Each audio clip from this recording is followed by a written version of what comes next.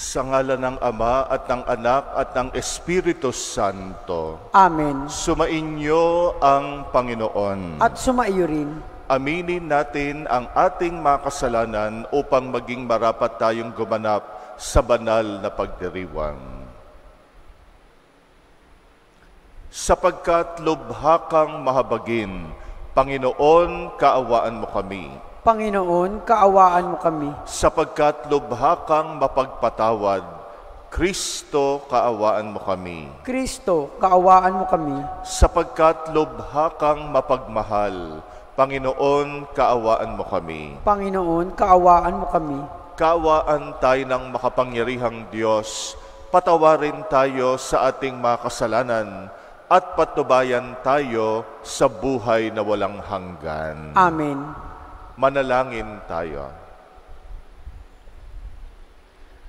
Ama naming makapangyarihan, ang iyong dakilang pagkamawain ay nangingibabaw sa aming ginagawang kabutihan at idinadaing na mga kahilingan.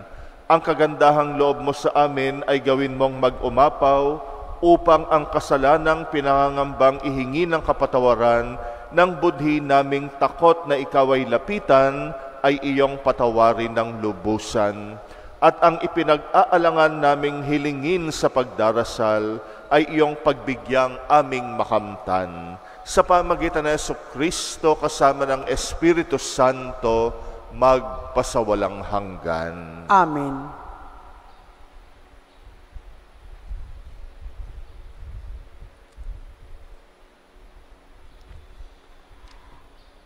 Pagbasa mula sa aklat ni Propeta Joel. Magluksa kayo at tumangis, mga saserdoteng naghahandog ng hain. Susunugin sa dambana ng Panginoon. Pumasok kayo sa templo at manatili roon. Magdamag na nakasuot ng sako. Walang trigo o alak na ihahandog sa dambana ng inyong Diyos. Iutos ninyo sa mga ayuno ang lahat. Tawagin ninyo ang mga tao upang sumamba. Tipunin ninyo ang matatanda at lahat ng tagahuda. Pumasok kayo sa templo ng Panginoon na inyong Diyos at sumamo sa Kanya. Malapit na ang araw ng Panginoon at magaganap ang pagkawasak na likha ng Kanyang kamay. Kalagim-lagim ang araw na iyon. Hipan ninyo ang trumpeta, ibigay ang hudyat sa Sion, sa banal na burol ng Diyos. Manginig ang lahat ng nananahan sa Juda. Dumating na ang araw ng Panginoon. Ito'y makulimlim at malungkot na araw. Madilim ang buong paligid at lumitaw ang napakakapal na balang, tulad ng paglaganap ng liwanag sa kabundukan, kung nagbubukang liwayway. Hindi pa nangyayari ang ganito ng mga nakaraang panahon, at hindi na mangyayari pang muli. Ang salita ng Diyos. Salamat sa Diyos. Makatarungan, paghatol, ang igagawad ng poon. Makatarong ang paghatol, ang igagawad ng poon. O Panginoon ko, buong puso kitang pasasalamatan. Ang kahahangang ginawa mo, poon, aking isasaysay. Dahilan sa iyo, ako aawit na may kagalakan. Pupurihin kita, Panginoon naming kataas-taasan. Makatarong ang paghatol, ang igagawad ng poon. Iyong hinatulan, yaong mga hintil at mga balat kayo. Alaala nila sa balat ng lupay, pinawi mong lubos. Itong mga hintil nahulog sa hukay na ginawa nila. Sa kanilang bitag na umang sa akin, ang nahuli sila. Makatarong ang paghatol, ang igagawad ng poon. Dapat kilalanin, Haring walang hanggang itong Panginoon, Kanyang initinatag yaong kaniyang trono upang doon humatol. Ang pamamahala niya sa daigdig parang naaayon sa makatarungan niyang pagpapasya bilang isang hukom. Makatarong ang paghatol, ang igagawad ng poon.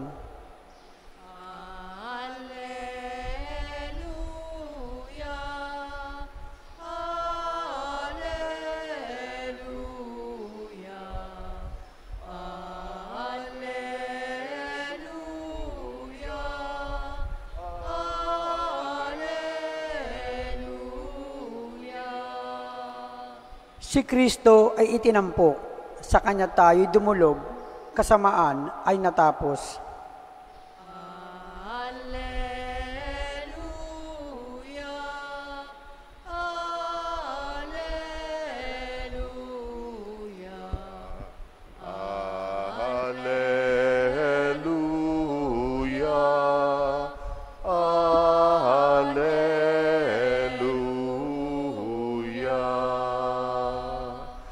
Sumainyo ang Panginoon.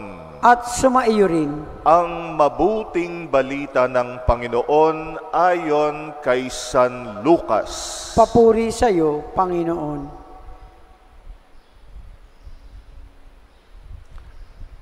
Noong panahong iyon, matapos palayasin ni Jesus ang isang demonyo, nang gilalas ang mga tao. Ngunit may ilan sa kanila ang nagsabi, si Beelzebul na prinsipe ng mga demonyo ang nagbigay sa kanya ng kapangyarihang magpalayas ng mga demonyo. May iba namang nais siyang subukin, kaya't nagsabi, magpakita ka ng kapangyarihang magpapakilala na ang Diyos ang sumasa iyo. Ngunit batid ni Jesus ang kanilang iniisip, kaya't sinabi sa kanila, babagsak ang bawat kaharian na nahahati sa magkakalabang pangkat at mawawasak ang mga bahay roon. Kung maghimagsik si Satanas laban sa kanyang sarili, paano mananatili ang kanyang kaharian? Sinasabi ninyong nagpapalayas ako ng demonyo, sapagkat binigyan ako ni Beelzebul ng kapangyarihang ito. Kung ako'y nagpapalayas ng mga demonyo sa pamagitan ni Beelzebul, sino naman ang nagbigay ng kapangyarihan sa inyong mga tagasunod na makagawa ng ganon? Sila na rin ang nagpapatunay na maling-mali kayo.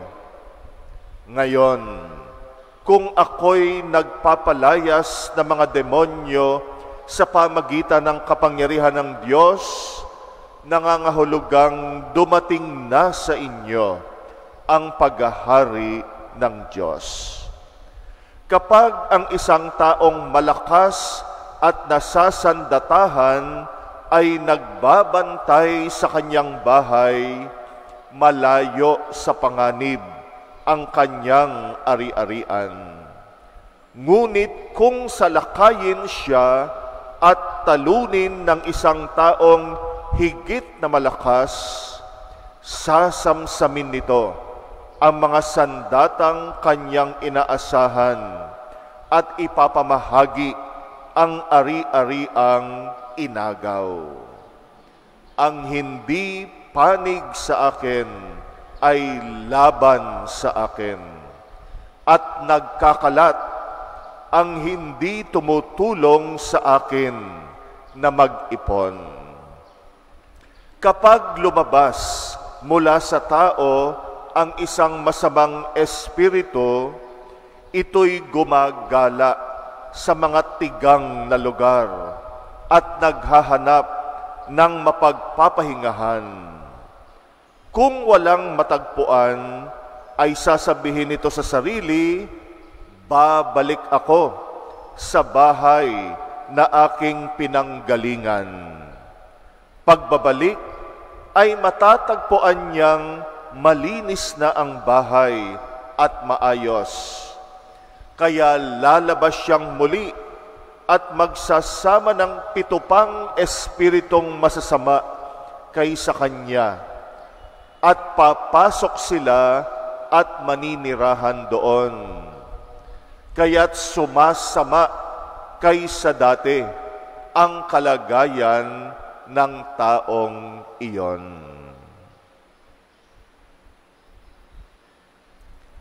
Ang mabuting balita ng Panginoon.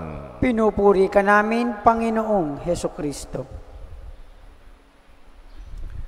Tayong mga Pilipino, merong salita na rest back. Pag sinabi nating rest back, ibig sabihin magbabalik. Yung kaaway mo, pwede mong natalo ngayon, pero rest back yan. At pag nag-rest back yan, sigurado magsasama yan ng iba pa, kaya humanda ka. Sa mga contest ngayon, uso rin yung rest back. Sa mga kantahan, yung mga natalo noon, rest back.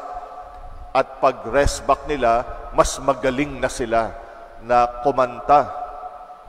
Kaya tayong mga Pilipino, meron yung salitang rest back. Ibig sabihin ay babalik. Ganyan ang espiritu na masama, katulad ng paglalarawan ni Jesus sa Ebanghelyo natin ngayon. Pinagbibintangan si Jesus na yung kapangyarihan niya ay galing din sa demonyo. Yung kapangyarihan niyang magpalayas ng masamang espiritu. Pero paliwanag nga ni Jesus, pwede bang kalabanin ni Satanas yung sarili niya? Parang illogical yung sinasabi ng mga kalaban niya. Dahil kung lalabanan ni Satanas yung sarili niya, babagsak yung kanyang kaharian. Kaya nga sabi ni Jesus, imposible na yung kapangyarihan niyang magpalayas ng mga demonyo galing din sa demonyo. Pero pinatunayan ni Jesus na yung kapangyarihan niyang magpalayas ng demonyo galing sa Diyos. Pero ang babala ng ating Panginoon, yung demonyo, pag umalis na sa atin, rest back, babalik. Kaya humanda tayo. Paano ba natin nararanasan ang demonyo sa buhay natin? Tuwing tayo ay bibigay sa tukso at magkakasala, ang may kagagawan niyan, demonyo. Yung demonyo na linglang tayo. Yung demonyo yung tumutukso sa atin. At habang tayo ay nakalubog sa paggawa ng kasalanan, at minsan talagang nalululong tayo sa pagkakasala, ganyan natin nararanasan yung katotohanan ng demonyo. Yung pagkakasala natin, malaki ang kinalaman ng demonyo. Ang panglaban sa demonyo, ang Panginoon. Unang-una na yung sakramento ng kumpisal. Kaya pag tayo ay natauhan sa mga maling ginagawa natin, pag tayo ay natauhan na tayo ay nasa ilalim ng panglilinlang ng demonyo, nagsisi tayo, humanap tayo ng kapatawaran, yung sakramento ng kumpisal, ang pinaka pagkakataon na napapalayas yung panglilinlang ng demonyo, yung demonyo sa isip at kalooban natin. Pero hindi sapat na nakapangumpisal lang tayo. Kasi nga maaring napalayas ang demonyo, nalinis ang ating budhi, napalaya tayo sa kasalanan, pero rest back ang demonyo. Kaya nga marami sa atin nagbagong buhay na noon, pero bumalik sa dating pagkakasala at mas malala pa. Yung mga napagsisihang kasalanan noon, nagawa na naman ngayon at mas malala pa. Ganon ang demonyo. Pag rumesbak ay mas malakas. Anong dahilan? Bakit nakaka-resback ang demonyo? Kasi hindi lang sapat na nakatanggap tayo ng pagpapatawad sa sakramento ng kumpisal. Kailangan may baguhin tayo sa sarili natin. Kung tayo man nakalaya na sa pagkakasala, ay kailangan baguhin natin ang pamamaraan ng buhay natin. Ang pagkakasala ay bad habit. Pag naputol na natin yung bad habit, kailangan palitan ng good habit. Doon tayo nagkukulang. Para tayong nagputol ng damo sa isang bahagi ng lupa. Nabunot mo na yung damo, natanggal mo na yung damo, hindi mo naman tinaniman ng mga mabubuting halaman.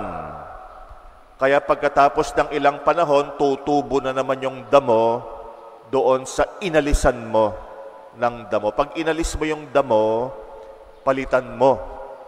Magtanim ka ng mga bagong halaman na mabubuti para walang pagkakataon na makabalik, makaresback yung damo. Ganyan din ang demonyo. Matapos nating mapalayas, mapatawad tayo, mag-develop tayo ng mga mabubuting gawa para matalo natin ang demonyo ay baguhin natin yung pamumuhay natin. Maging proactive tayo. Maging aktibo tayo sa paggawa ng mabuti. Hindi lang tayo napatawad, pero nakatiwangwang lang. Hindi active sa paggawa ng mabuti. Kaya yung paggawa ng mabuti, yan ang pangontra natin sa masama. Yan din ang sinabi ni San Pablo. Minsan, kailangan baguhin mo ang sitwasyon ng buhay mo. Yung iba, radikal ang ginagawa para hindi na makaresback ang kasalanan. Halimbawa, kung yung barkada niya ang ugat ng kanyang mga malalaking kasalanan, minsan yung impluwensya ng barkada, malaking faktor kaya tayo nagkakasala. Yung mga nalululong sa mga bisyo na matitindi dahil sa barkada. Kaya nga minsang makalaya ka sa pagkakasala, yung iba talagang iniiwan yung mga masama nilang barkada at naghahanap ng mga bagong kaibigan na aakay sa kanya sa kabutihan. Yung iba naman ay kung yung trabaho niya ang pinagmumulan ng kanyang kasalanan dahil yung mismong trabaho niya makasalanan, minsan may mga ganon. Ang trabaho mo, mandaya. Minsan nga merong humingi ng payo sa akin, Father, anong gagawin ko? Ang trabaho ko, mandoktor ng mga resibo at dokumento ng kumpanya. Yung mismong trabaho niya makasalanan. Pero dahil malalim yung kanyang pagnanais na magbago, kaya iniwan niya yung kanyang trabaho at naghanap ng bago. Gaano man kahirap, may mga ganong pagkakataon, mga radikal na mga hakbangin para hindi makaresback ang demonyo. Kung yung babae na yon ang ikinahuhulog mo sa pagkakasala, may asawa ka na, putulin mo ng radikal yung komunikasyon. Yung iba, ay wala na kaming relasyon, Father, pero yung pangalan niya nasa cellphone mo pa. Paminsan-minsan ay binabati mo pa. Pero Father, wala nang relasyon sa ngayon. Pero hanggat di mo pinuputol ng radikal, talagang total walang komunikasyon. Talagang dapat gawin iyon para hindi maka-rest back ang demonyo. Kaya magdi-develop tayo ng bagong lifestyle. Lalo na lifestyle ng pananalangin. Madalas na dahilan ng ikinahuhulog natin sa pagkakasala ay wala tayong prayer life. Wala tayong lifestyle of praying. Yung dasal sa atin ay paminsan-minsan lamang. Yung dasal natin hindi pang araw-araw na activity natin. Minsan parang obligasyon lang yung ginagawa natin sa prayer. Yung prayer has to be a lifestyle, estilo ng buhay. Araw-araw yan, regular, consistent. Yan ang dapat nating i-develop para ang demonyo ay hindi maka-rest back sa atin. Anong kasalanan ang madalas binabalik-balikan mo? Pag-aralan mong mabuti. Baka kailangan meron kang gawin para hindi siya maka-rest back. Meron kang radikal na pagbabago na gagawin para hindi makabalik ang demonyo. At ito ang hilingin natin sa Panginoon. Napalayain tayo sa mga demonyo na yan at tulungan niya tayo na makabuo ng isang pamamaraan ng pamumuhay kung saan ang demonyo hindi makakabalik, hindi makaka-rest back.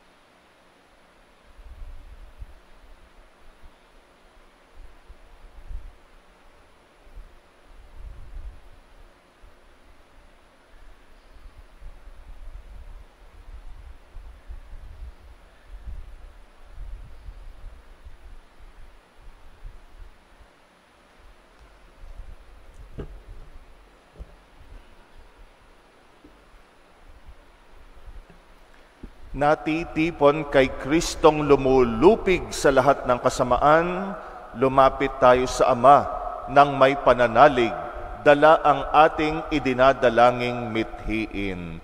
Ating itugon, mapagtagumpayan nawa namin ang lahat kay Kristo, o Ama. Mapagtagumpayan nawa namin ang lahat kay Kristo, o Ama. Ang simbahan naway mapanibago at magbigay ng tapat na pagsaksi sa mga tamang pinahahalagahan sa buhay upang makatulong na ibangon ang manalugmok na sandaigdigan. Manalangin tayo sa Panginoon.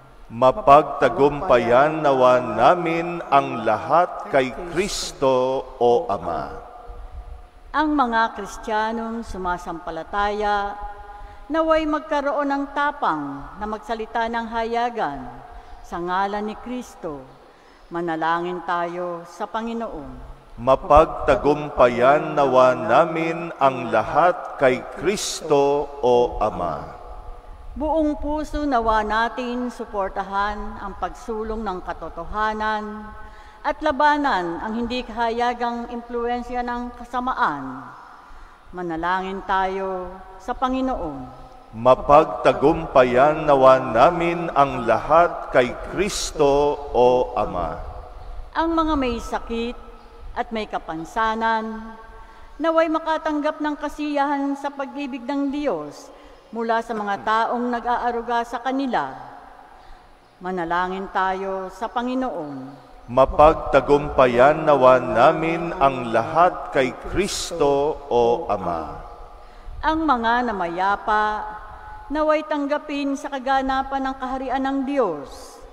Manalangin tayo sa Panginoon. Mapagtagumpayan nawa namin ang lahat kay Kristo, o Ama. Tahimik nating idalangin ang ating mga personal na kahilingan, Muli nating alalahanin ang mga kahilingan ng mga kapatid nating humihiling ng ating dasal. Ipagdasal din natin ang kahilingan ng mga kapatid nating nakikiisa sa ating misa sa online, lalo na ang mga may sakit at mga nakatatanda. At isama rin natin ang kahilingan ng mga kapatid nating nagpapamisa. Tahimik natin itong ipanalangin.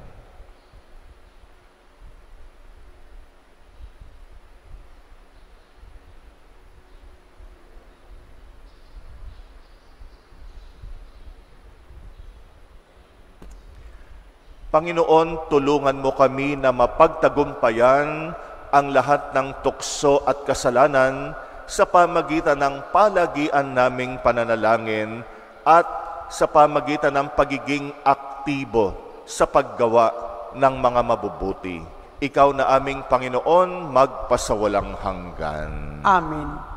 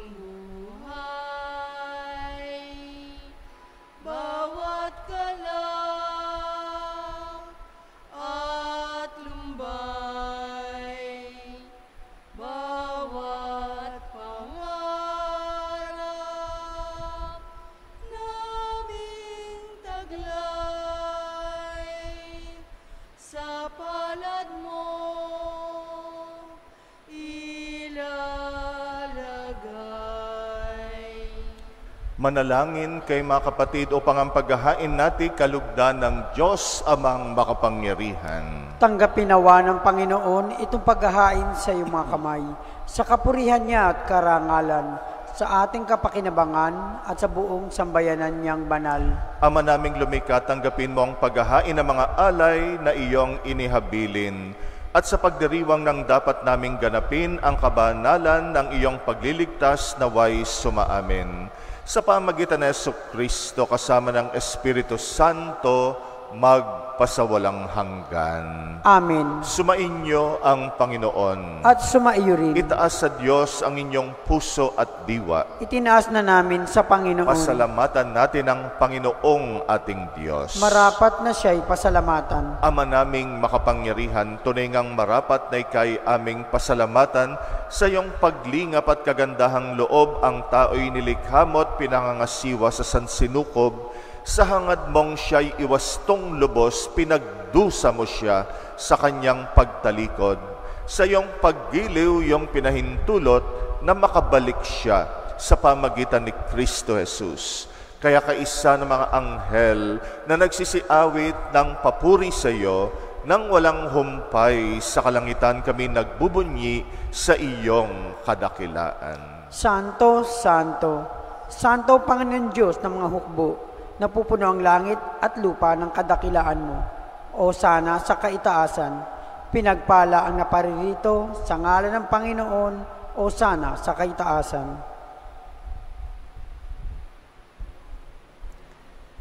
Ama naming banal, ikaw ang bukal ng tanang kabanalan, kaya't sa pamagitan ng iyong Espiritu gawin mong banal ang mga kaloob na ito, upang para sa amin maging katawan at dugo ng aming Panginoong Hesukristo.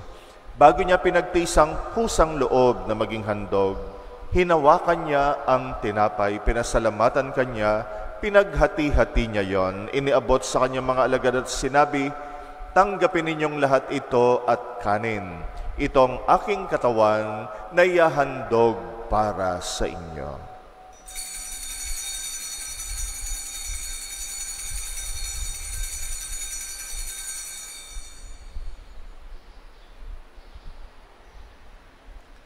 Gayun din naman nung matapos ang hapunan, hinawakan niya ang kalis, muli kanyang pinasalamatan, iniabot niyang kalis sa kanyang mga alagad at sinabi, "Tanggapin ninyong lahat ito at inumin. Ito ang kalis ng aking dugo, ng bago at walang hanggang tipan, ang aking dugo na ibubuhos para sa inyo at para sa lahat. Sa kapagpapatawad ng mga kasalanan, gawin ninyo ito sa pag-alala sa akin."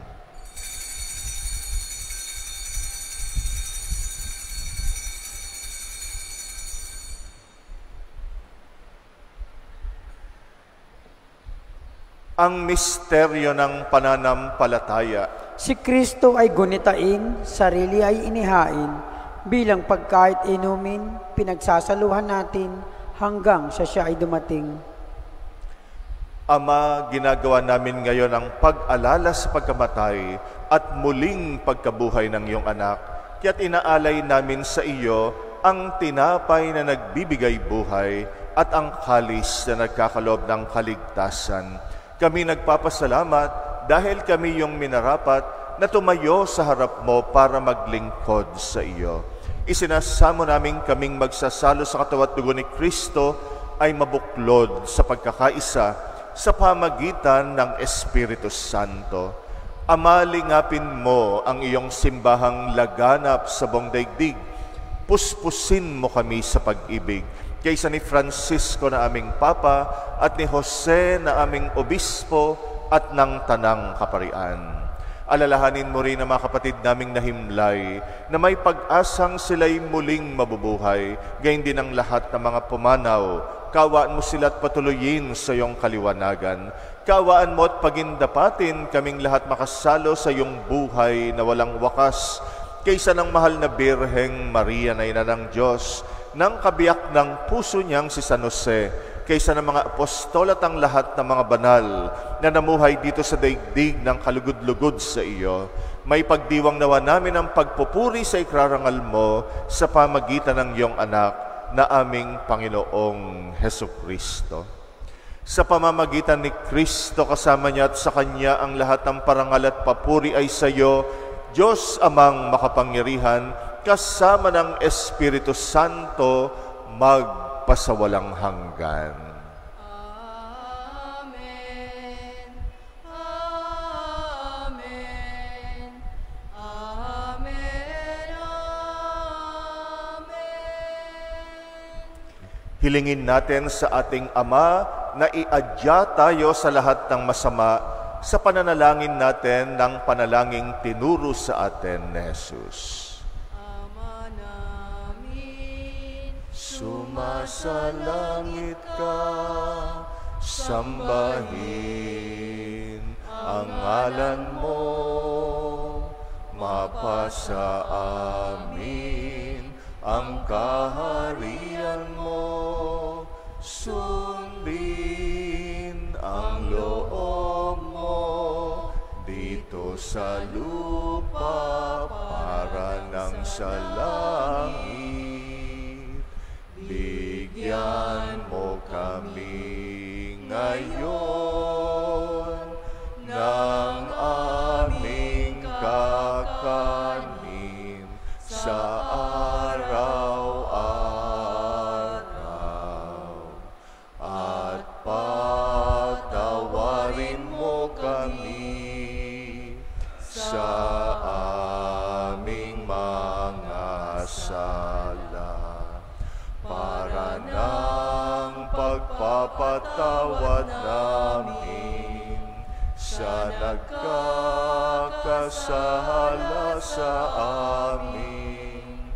At huwag mo kami ipahintulot sa tukso, at iadya mo sa lahat ng masama. Hinihiling namin kami yadya sa lahat ng masama, pagkalooban ng kapayapaan araw-araw, iligtas sa kasalanan, ilayo sa lahat ng kapahamakan, samantalang aming pinananabikan ang dakilang araw ng pagpapahayag ng tagapagligtas naming si Jesucristo. Sapagkat iyo ang kaharian at ang kapangyarihan at ang kapurihan magpakailanman. Amen. Panginoong Jesucristo, sinabi mo sa iyong mga apostol, kapayapaan ang iniiwan ko sa inyo, ang aking kapayapaan ang binibigay ko sa inyo. Tunghayan mo ang aming pananampalataya, huwag ang aming pagkakasala. Pagkalooban mo kami ng kapayapaan at pagkakaisa ayon sa iyong kalooban, kasama ng Espiritu Santo, magpasawalang hanggan. Amen. Ang kapayapaan ng Panginoon ay laging sumainyo. At sumaiyo rin. Magbigayan kayo ng kapayapaan sa isa't isa. Peace be with you.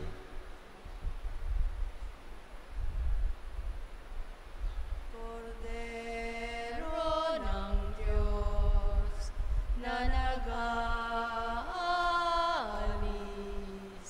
ng mga kasalanan ng sanlibutan, maawa ka sa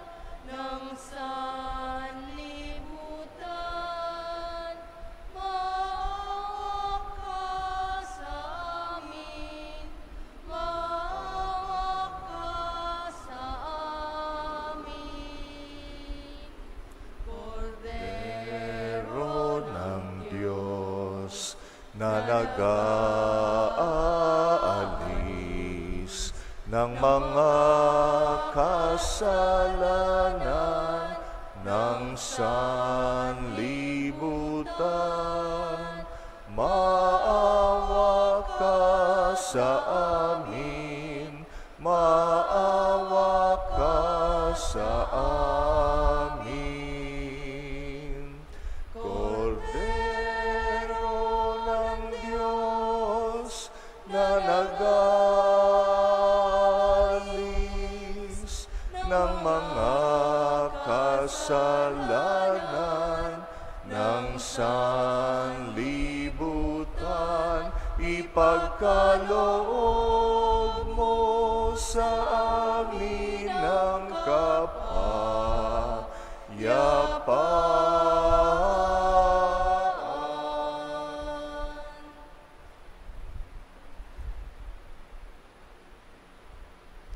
Narito ang kordero ng Diyos na nag-aalis ng mga kasalanan ng sanlibutan, mapalad ang mga inaanyayahan sa kanyang piging. Panginoon, hindi ako Hindi karapat-dapat na magpatuloy sa iyo, ngunit sa isang salita mo lamang ay gagaling na ako.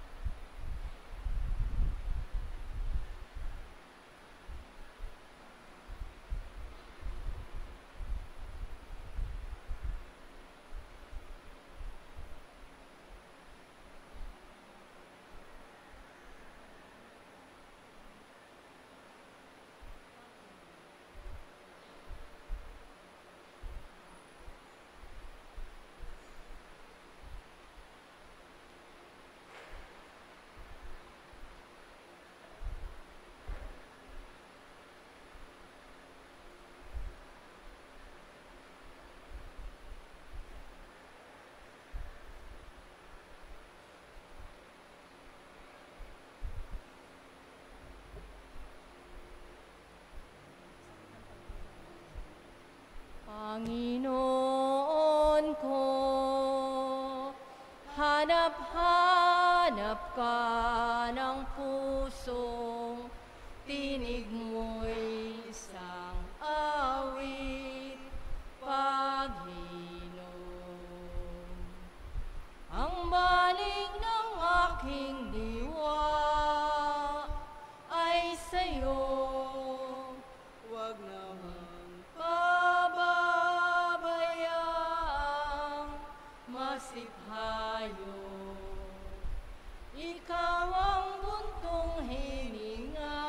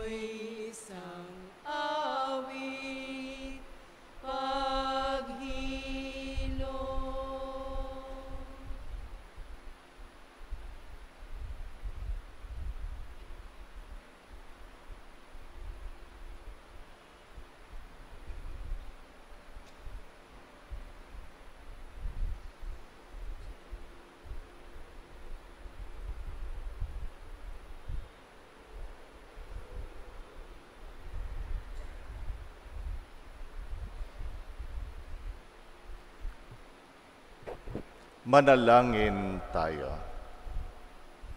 Ama naming mapagmahal, ipagkaloob mong sa pagsasalo namin sa pagkait inuming banal, kami ay maging katawan ni Kristo na aming pinakinabangan sa pamagitan niya, kasama ng Espiritu Santo, magpasawalang hanggan. Amen. Sumainyo ang Panginoon. At sumaiyo rin. At pagpalain kayo ng makapangyarihang Diyos, Ama at Anak at Espiritu Santo. Amen. Tapos na ang misa, humayo kayo sa pag-ibig ni Kristo. Salamat sa Diyos.